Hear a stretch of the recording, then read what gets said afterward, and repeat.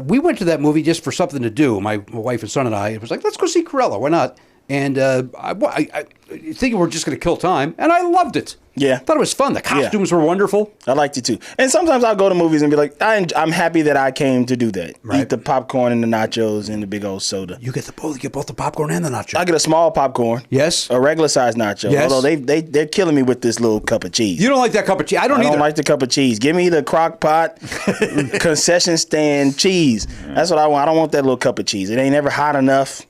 You know what I mean? I do. I don't like the Tostitos rounds that come in the bag. Give me some nacho chips. You can't dip around. That's just bad. Well, I thought the whole design. point of the round was that it makes it easy to dip. Not in that little cup. You need a point. You need a point. Exactly. You need a point. You need a and point. You need. You remember the big bag of tortilla chips from back in the day? Sure. Like at the basketball game when you walk into a high school gym, and which I frequent.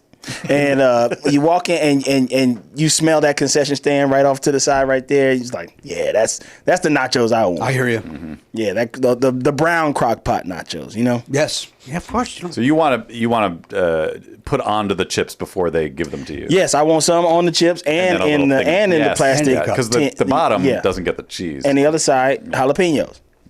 When you go to Taco Bell, do you get the Nacho Bel Grande? No, I go. Why are you mad at the Bel Grande? I'm not mad at it.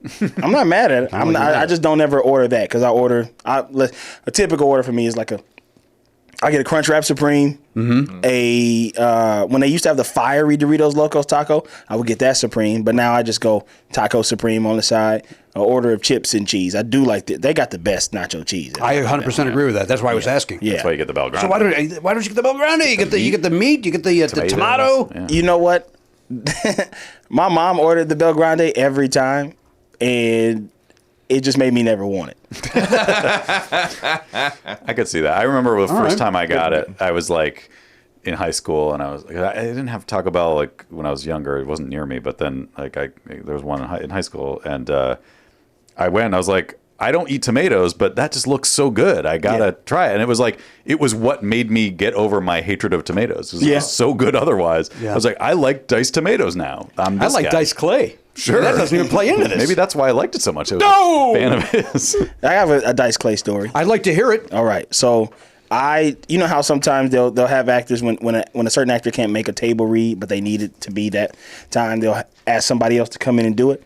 So I went in. We're all in the business. Of course we understand what you mean. Yes, of course. I went in and did the table read for Dice back in the day. Oh, wow. Scott Armstrong, you know Scott Armstrong. I do. He was directing. Natasha Leggero played the wife. Yes. Mm-hmm. And so I went in and did the table read for him, and then they called and offered me a part on the show after the table read. That's great. But even that night, Dice, who was a very intimidating man in real life, like he was looking over me, he's like, fuck is this guy?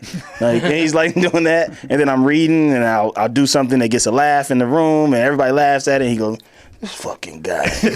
Like that, right? And so then they call and they offer me a part on the show, and I go and I show up, and I see him, and he's smoking a cigarette, and he said, hey, get over here. Hey, you, get over here. And I walk over to him and say, hey, how you doing? I know who the fuck you are. You're here because of me, okay? Because you're fucking funny. You're fucking funny. And don't ever let nobody tell you that you're not, all right?